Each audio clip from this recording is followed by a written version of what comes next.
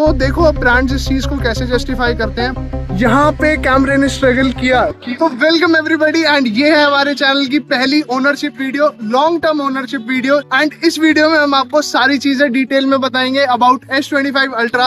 हम इस डिवाइस को ऑलमोस्ट अब 10 महीने प्लस से यूज कर रहे हैं एंड क्या इसके स्ट्रॉन्ग पॉइंट्स हैं और क्या इसके वीक पॉइंट्स हैं, हमने सारी चीजें बहुत अच्छे से टेस्ट करी हैं ताकि आपको इस वीडियो के अलावा कोई और वीडियो देखने की जरूरत ना पड़े। अब किसी भी फोन में ना 4 मेन पिलर्स होते हैं। एक उसका कैमरा, दूसरा उसका प्रोसेसर, तीसरी उसकी बैटरी एंड चौथी उसकी यूआई।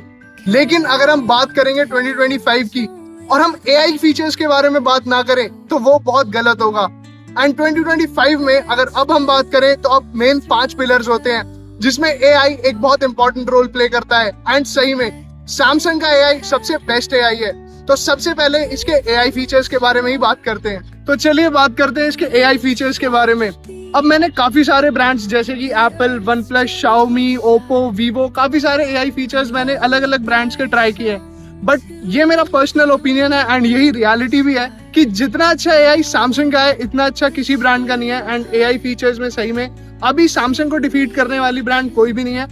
अब चाहे हम बात करें लाइव ऑडियो कॉल्स को ट्रांसलेट करने की या फिर किसी भी ऑब्जेक्ट को फोटो में से रिमूव करने की, एंड सिर्फ फोटोज ही नहीं, अब मैंने बहुत सारे बड़े बड़े ब्रांड्स देखे हैं जो एआई फीचर्स सिर्फ अपने फोटोज में देते हैं, लेकिन सैमसंग अपने वीडियोज में भी एआई फीचर्स देता है। जैसे पर्सनली मेरी जितनी भी वीडियोज होती हैं उसमें अगर मैं थोड़ा बहुत भी ऑडियो कैंसिलेशन करता हूँ या फिर ऑडियो इरेज करता हूँ, बैकग्राउंड म्यूजिक कोई भी इरेज करता हूँ, वो मैं इसी फोन से करता हूँ। अब एक फीचर जो आपको अच्छा लगे या ना लगे, लेकिन मुझे कलर स्लाइडर बहुत अच्छा लगता है जो सिर्फ iPhone 15 में आता है, उसके बाद कंपनी ने देना बंद कर दिया।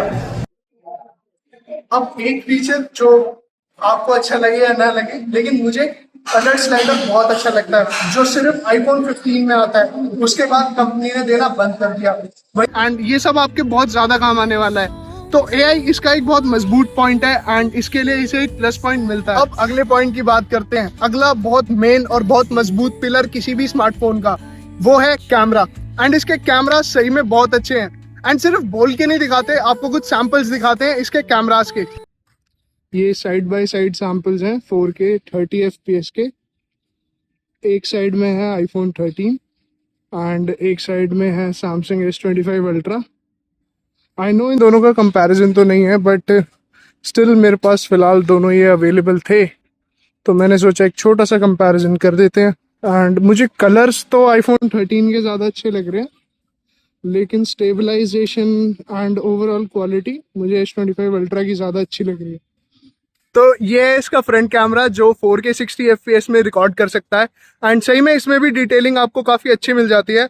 जैसे अगर आप मेरे पीछे देखेंगे तो जितने HDR में थोड़ा सा फ्रंट कैमरा में इसे काम करने की ज़रूरत है एंड डिटेलिंग 4K के हिसाब से अच्छी है। स्टेबलाइजेशन भी बहुत अच्छी है अगर मैं आपको चल के दिखाऊं तो।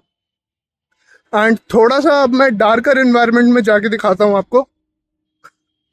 यहाँ पे कैमरे ने स्ट्रगल किया 1.5 लाख के बाद भी कैमरा स्ट्रगल कर रहा है। फिर हम लेंस चेंज करके देखेंगे।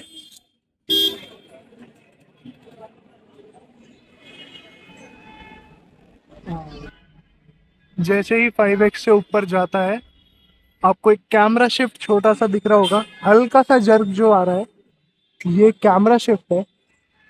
जब आपको कैमरा शिफ्ट होते हुए पता चलेगा कि लेंस एक लेंस से दूसरे लेंस पे स्विच हो रहा है। ये 4K वीडियो सैंपल है क्योंकि 8K में आपको स्टेबलाइजेशन का सपोर्ट नहीं मिलता। एंड फिलहाल मैं नॉर्मल वॉक कर रहा हूँ एंड अब मैं भाग रहा हूँ। एंड फ्रंट से आप 8K में वीडियो रिकॉर्ड कर सकते हैं एंड जूमिंग भी इसका ठीक है। पांडे जी पांडे जी मोटे होते जा रहे हैं। अगली बात करते हैं इसके परफॉर्मेंस के बारे में। अब इसके परफॉर्मेंस में ना मुझे आगे से पीछे तक, ऊपर से नीचे तक कहीं कोई भी दिक्कत नहीं है। इस डिवाइस में आपको स्नैपड्रैगन का 8 एलीट प्रोसेसर मिल जाएगा, 8 एलीट फॉर गैलेक्सी। अब सैमसंग ये बोलता है कि ये वाला प्रोसेसर सैमसंग की गैलेक्सी सीरीज के लिए बहुत अच्छे से ऑप्टिमाइज्ड है, तो इसी वजह से इसका परफॉर्मेंस बहुत अच्छा आता है। मैं इसमें हैवी से हैवी गेम खेल सकता हूँ, मैं इसमें 8K वीडियो शूट और एडिट दोनों कर सकता हूँ, मैं इसमें अपना कोई भी काम बिना अटके कर सकता हूँ एंड वो बहुत ज्यादा जल्दी हो जाता है। एंड इसके AI का भी इतना अच्छा होने का रीजन यही है कि इसका प्रोसेसर बहुत ज्यादा केपेबल है। तो प्रोसेसर और परफॉर्मेंस के मामले में भी इस फोन को एक बहुत बड़ा थम्स अप मिलता है। अब बात करते हैं इसके UI के बारे में। अब मैंने बहुत सारे ब्रांड्स के स्मार्टफोन चलाए हैं, बहुत सारे क्या, मैंने सभी ब्रांड के स्मार्टफोन चलाए हैं, लेकिन इसमें लगी हुई वन UI मुझे बेस्ट लगती है। इसमें आपको इतने ज्यादा कस्टमाइजेशन के ऑप्शंस मिल जाते हैं एंड इसमें वो ब्लोटवेयर्स और एड्स नहीं आते।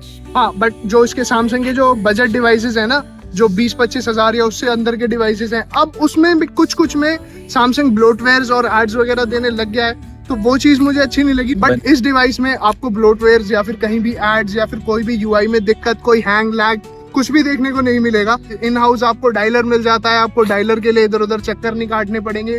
सो कॉल जो स्टॉक एंड्रॉइड्स होते हैं उसमें आपको कॉल रिकॉर्डिंग नहीं मिलती बिना अनाउंसमेंट के, आप इसमें वो भी कर सकते हैं। आप इसमें AI फीचर्स भी चला सकते हैं एंड इसका UI सही में बटरी स्मूथ है। एंड मेरे हिसाब से तो जितने भी स्मार्टफोन कंपनीज हैं, एप्पल, वन प्लस एंड ये सैमसंग, इन तीनों का UI सबसे बेस्ट होता है।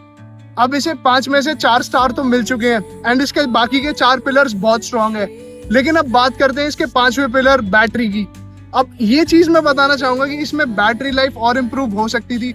ऑल्दो अगर आप मॉडरेट यूज करते हैं तो आपको पूरे दिन का बैटरी बैकअप मिल जाता है एंड प्लस इसमें चार्जर साथ में नहीं आता। तो मैं उन यूट्यूबर्स की तरह नहीं हूँ जो इस चीज को सपोर्ट करे। अब जहाँ पे बाकी ब्रांड्स आपको बड़ी बड़ी बैटरीज दे रहे हैं, वहां पे सैमसंग आपको चार्जर भी नहीं दे रहा।